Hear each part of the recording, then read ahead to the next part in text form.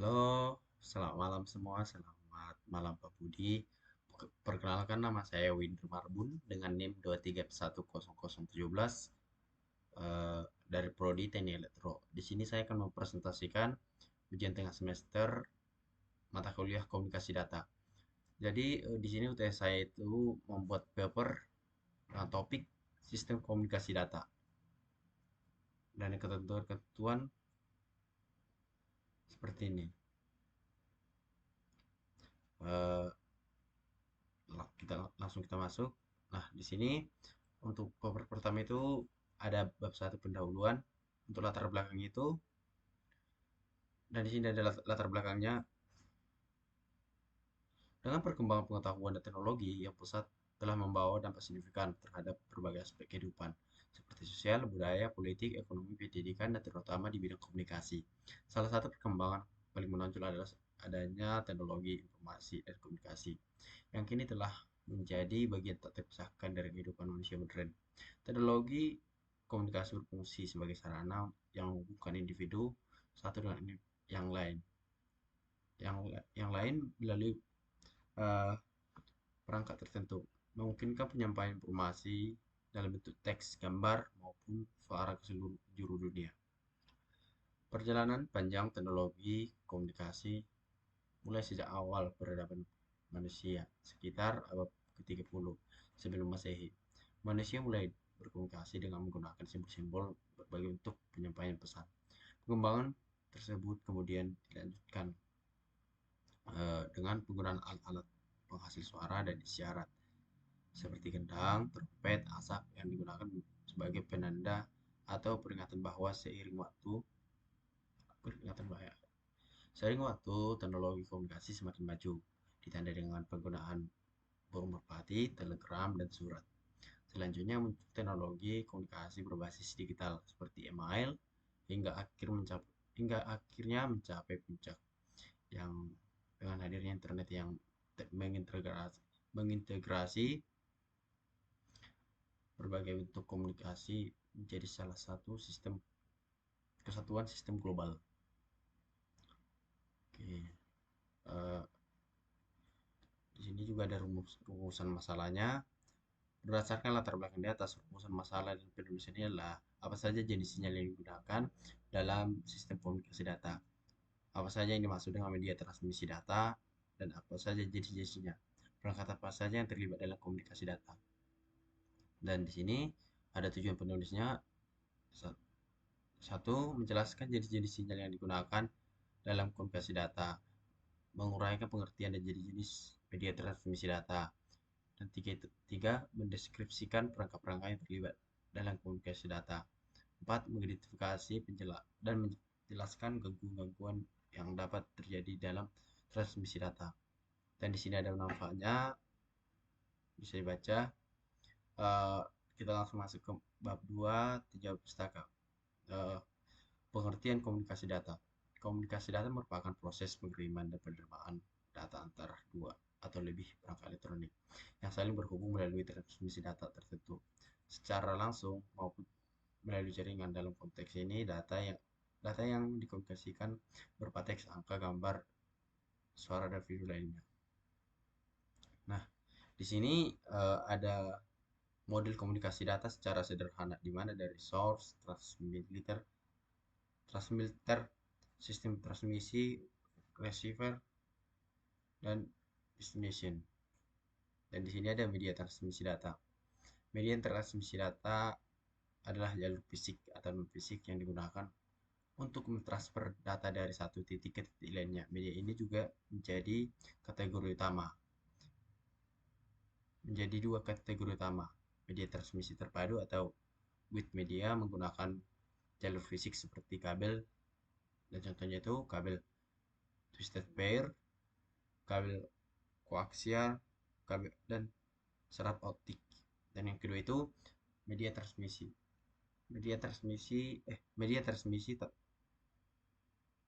terpandu atau unit unit media menggunakan gelombang elektromagnetik untuk mentransmisikan data tanpa kabel fisik. Contohnya gelombang mikro, gelombang radio, satelit, dan yang ketiga ada perangkat komunikasi data. Untuk di sini untuk perangkat-perangkatnya itu menggunakan data terminal equipment atau DTE, dan yang kedua itu data communication equipment atau DCE, dan yang ketiga itu ada modem atau modulator demulator, dan di sini ada router dan switch, dan di sini ada gangguan dalam transmisi data. Selama proses transmisi data, mungkin kita sering menjumpai berbagai gangguan yang dapat mempengaruhi kualitas dan keadaan komunikasi. Dan di sini ada beberapa gangguan di antara lain noise de rua, dan juga ada itu attenuation atau attenuation, dan di sini ada distorsi, delay distortion. Nah, eh, kita langsung masuk ke bab 2. Itulah tadi untuk gangguan-gangguan dalam transmisi data. Untuk bab 2, di sini ada jenis-jenis sinyal, jenis sinyal dalam komunikasi data. Dalam komunikasi data, sinyal merupakan media utama yang membawa informasi dan mengirim ke penerima. Terdapat dua jenis sinyal utama yang digunakan, seperti sinyal digital dan analog. Nah, di sini yang dikirim serta dapat mengalami gangguan noise selama proses transmisi. Yang pertama itu sinyal digital. Sinyal digital adalah rangkaian pulsa tegangan atau voltage yang dapat ditransmisikan melalui media kabel, di mana level voltage positif konstan memiliki binar 1 dan level voltage negatif konstan memiliki binar 0. Dan di sini ada beberapa kelebihan sinyal digital. Yang pertama, dapat menyimpan hasil pengolahan data lebih efisien dan praktis. Yang kedua, media penyimpanan digital seperti flash memory, CD atau DVD, dan hard disk secara luas digunakan karena mampu menyimpan hasil digital. Dan di sini ada dan ketiga, untuk kelebihannya itu sebaliknya, untuk menyampaikan sinyal analog biasanya gunakan media pita magnetik.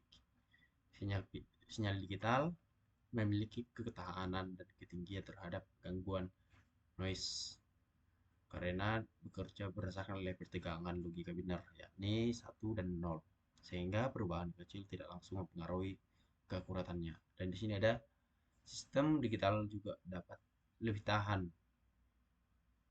terhadap fluktuasi suhu, menjadikannya lebih andal dan digunakan dalam berbagai kondisi lingkungan pengolahan. Dan di sini juga pengolahan sinyal digital lebih fleksibel dan canggih karena secara teoritis tidak memiliki batasan kompleksitas, semua tergantung pada tingkat kreativitas dan inovasi perancang sistem. Dan untuk sinyal digital itu ada juga kelemahannya, terlain sinyal digital berpotensi mengalami kehilangan informasi serta proses pembulatan data selama tahap kuantisasi serta penyaringan atau filtering yang terjadi saat sinyal dikonversi kembali ke bentuk analog.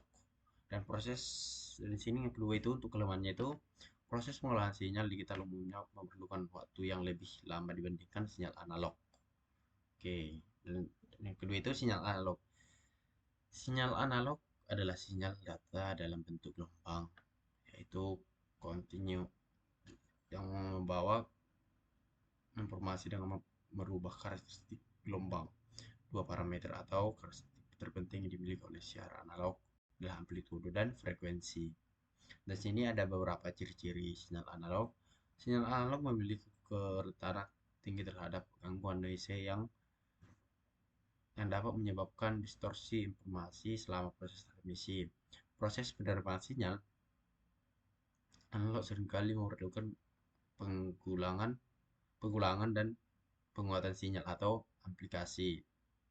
Dan di sini ada sinyal analog juga rawan mengalami gangguan lintas pembicara atau korslet, yakni terjadinya campuran sinyal antara antar saluran komunikasi yang berdekatan. Dan di sini ada karakteristik sinyal analog adalah berbentuk kontinu, yakni mengalami perubahan secara bertahap dan tidak diskret terhadap waktu dan amplitudo. Media transmisi data. Media transmisi data merupakan proses pemindahan informasi dari satu perangkat ke perangkat lainnya. Dan di sini juga ada pengelompokan sistem transmisi data ke dalam 3 aspek utama. Satu, cara data mengalir atau mode transmisi. Ini dibagi menjadi 3, satu simplex, half duplex, dan full duplex. Yang kedua itu jenis hubungan fisik. Di sini menjadi 2, transmisi paralel dan transmisi serial. Dan di sini ada timing transmission. Di sini ada dibagi menjadi 2, yaitu asynchronous dan synchronous. Nah, di sini yang ketiga perangkat-perangkat dalam komunikasi data. Nah, di sini ada terminal. Terminal ini ada beberapa macam, antara lain teletypewriter dan RJE atau remote job entry terminal.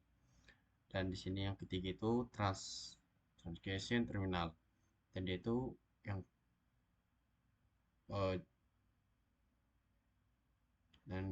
jenis yang kedua itu ada komputer. Komputer adalah komunikasi data yang dibutuhkan untuk mengolah data secara tepat dalam sistem real time. Komputer pusat sering melayani sinyal terminal maupun sebagian besar tugas yang diambil oleh DCCU sehingga dapat mengurangi efisiensi pengolahan data. Dan yang ketiga itu ada multiplexer. Fungsi multiplexer adalah membagi link yang menjadi bagian yang masing-masing berisikan informasi dari sumber yang berpisah. Jadi multiplexer adalah penggabungan 2 sinyal atau lebih untuk disalurkan ke satu saluran komunikasi. Dan di sini ada konsentrator. Konsentrator terbentuk oleh general purpose mini computer dengan storage program yang dirancang khusus memiliki fungsi penampungan sinyal dari beberapa sumber dan menyalurkan melalui saluran komunikasi bila saluran tersebut bebas. Dan di sini ada gangguan dalam transmisi data dibagi menjadi beberapa. Satu, atenuasi merupakan gangguan pada transmisi data, yaitu kekuatan sinyal akan melemah karena jarak jarak jauh melalui transmisi data apapun. Gangguan akibat adanya atenuasi dapat diatasi dengan menambahkan peralatan yang disebut dengan repeater atau amplifier di antara sisi pengirim dan penerima. Dan di sini distorsi terjadi kecepatan sinyal melalui medium atau media beberapa sehingga sampai pada penerima yang berbeda dengan waktu yang berbeda. Dan di sini ada noise. Di sini noise ini ada beberapa kategori. Satu, thermal noise, induced noise, dan Korstal dan impulse noise. Dan di sini ada penutupan untuk bab 4. Sekian untuk presentasi saya. Terima kasih teman-teman sudah menonton dari awal hingga akhir, dan jika ada kesalahan kata, mohon maaf. Saya ucapkan terima kasih kembali.